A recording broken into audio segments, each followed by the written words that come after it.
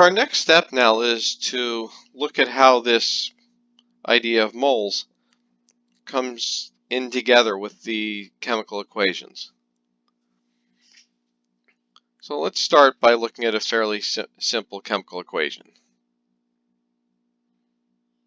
CH4, methane, plus oxygen forms carbon dioxide and water. So in other words, this reaction is what happens when we burn natural gas or methane. So when we burn methane, it forms as a product carbon dioxide and then water. The problem is we can't use this equation exactly the way that it's written. Why is that? Well, for example, we might notice that on the left side of our equation, our reactant side, we have 4 hydrogen atoms. But on our product side,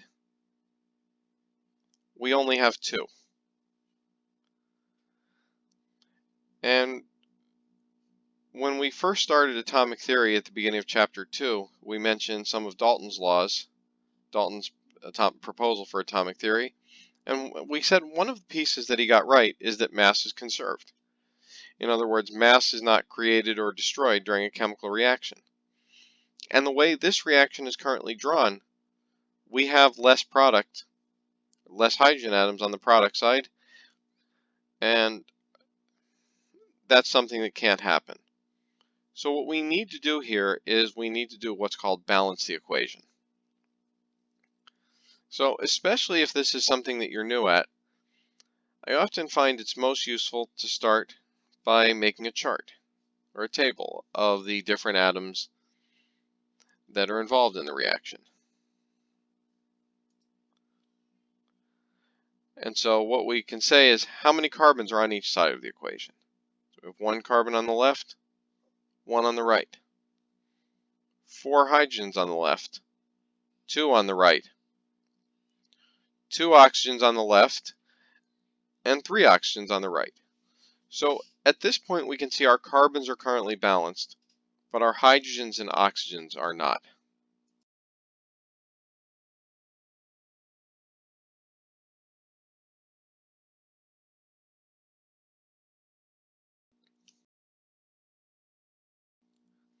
So how do we fix this? Well, if you recall the first reaction we looked at, the one of H2 plus oxygen to form water, we saw that we had coefficients or numbers in front of some of our compounds. And that's what we can use in order to be able to balance our reagents. Now, there's a couple things to consider when we do this. The first is which elements should we look to balance first, and which ones should we avoid?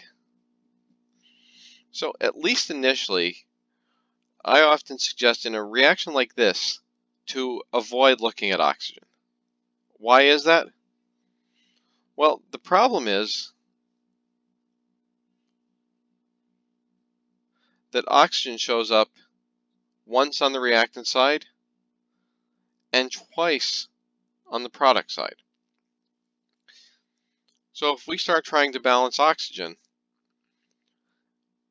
do we change the number of carbon dioxides? Do we change the number of waters? And so often it's best to leave everything, any element that is that complex, leave it as is and hope that it becomes easier, which it often will, or in some cases it may just take care of itself outright. So, what should we look at then? Carbon's already balanced. Now, that doesn't guarantee that carbon is going to stay balanced through the entire process, and there will be many examples of reactions to balance where an element starts balanced, and then in order to balance everything else, we have to unbalance it. And that's okay. But we're going to start with hydrogen, because hydrogen is only in one place on each side, and those are always the easiest elements to deal with. So we have 4 hydrogens on the left, 2 on the right.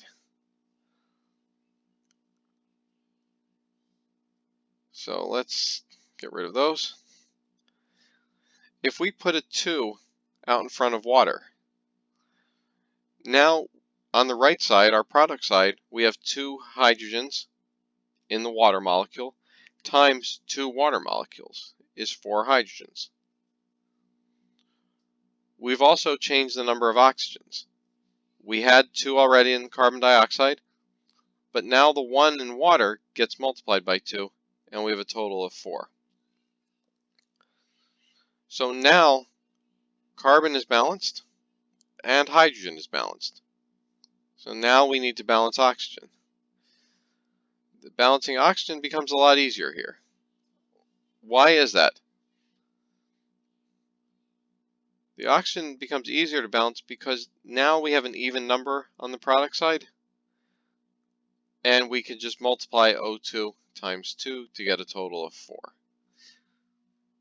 So now you notice we have 1 carbon on each side, 4 hydrogens on each side, and 4 oxygens on each side, and so our equation would be considered balanced.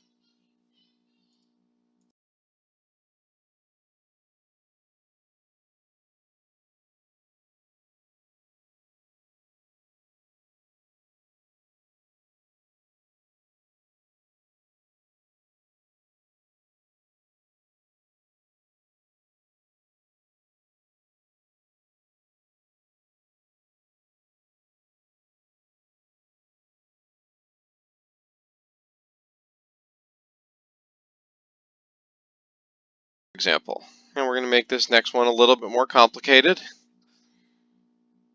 We're going to start with aluminum nitrate plus sodium hydroxide forms sodium nitrate plus aluminum hydroxide. This type of reaction is what we're going to learn about in a little while, is often known as a double displacement reaction, because we have 2 pairs of cations and anions on each side of the equation, and essentially they swap partners during the reaction. But to try and balance this, again, we're going to make a chart, and you may find that over time you keep doing them this way, or with some, especially simpler ones, you may just be able to do them in your head. But again, while this is still new to you, I strongly recommend you make a chart, and that allows you to keep track of everything in an organized fashion. So on the starting material side, we have 1 aluminum, 3 nitrogens because we have a nitrate, but there's 3 of them, so 3 times 1 gives us 3. There's a total of 10 oxygens, 9 from the 3 nitrates and 1 from the hydroxide. There's 1 sodium and 1 hydrogen. On the product side, we have 1 aluminum, 1 nitrogen, 6 oxygens, 1 sodium, and 3 hydrogens. Now, what I'm going to start by doing is I'm going to ignore oxygen. Oxygen is definitely going to be difficult to balance here. Why is that? Well, unfortunately, oxygen shows up in every single compound that we have here. But let's work with the others and see where that leaves us in terms of oxygen. So I'm just going to start from the top. Aluminum is already balanced, so we can move on. What about nitrogen? There's 3 on the left, there's 1 on the right. So if we put 3 in front of sodium nitrate, now we have 3 nitrogens. But this also affects other atoms as well. This now gives us 3 sodiums and gives us a total of 12 oxygens. So oxygen is next on our list, but again, we're going to skip that one. Now I'm going to go over to sodium. I have 3 on the product side, 1 on the reactant side. So I can put a 3 out in front of sodium hydroxide. That gives us 3 there. It also changes our hydrogens to 3 and our oxygens to 12. So it turns out we got fairly fortunate in this example that the oxygens just kind of ended up taking care of themselves. But it turns out that's not as surprising as we might expect it to be, and this will actually happen in quite a number of cases. All right, let's do one more example together, and then you've got a series to practice. So C8H18 plus O2 gives us carbon dioxide and water.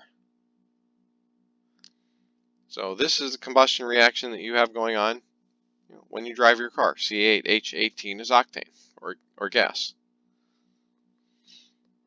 So this one might not seem all that difficult at first because it's very, very similar to the first one we did with methane. But let's see if that ends up being the case. So left side, 8 carbons, 18 hydrogens, 2 oxygens. 1 carbon, 2 hydrogens, and 3 oxygens. So again, let's start with the easiest place we can, which to me is with the carbons. So if we put an 8 in front of carbon dioxide, then our carbons balance. That also affects our number of oxygens. That goes to 17. Now I'm going to try and balance hydrogens. I've got 18 on the left, 2 on the right. If I multiply water times 9, that gives me 18 hydrogens over here as well. And it increases our oxygen even further to 25. Now, where do we go from here? So the easiest thing at this point might be to say, well, if I have 12 and a half oxygens,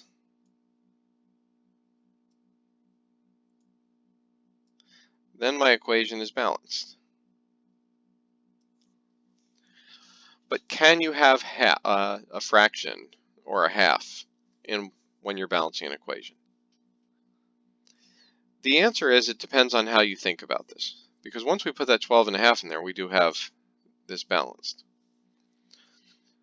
So if you think about what's in a chemical reaction as molecules, and we're saying 1 molecule of methane reacts with 12 and a half molecules of oxygen, that might not make a whole lot of sense because you can't really have half of a molecule. And so in that way, having a fraction or a non-whole number doesn't really work for us. However, if we think of these in terms of moles, which is an equally valid way to consider this, then it does work because we can easily conceive of 12 and a half moles. But what we normally do is, in a lot of cases, we don't really like working with fractions in these cases. So the easiest way to clear that decimal is just to multiply everything by 2. And so this becomes 2. We're going to make our 12 and a half go away. So instead of 12 and a half, now we have 25.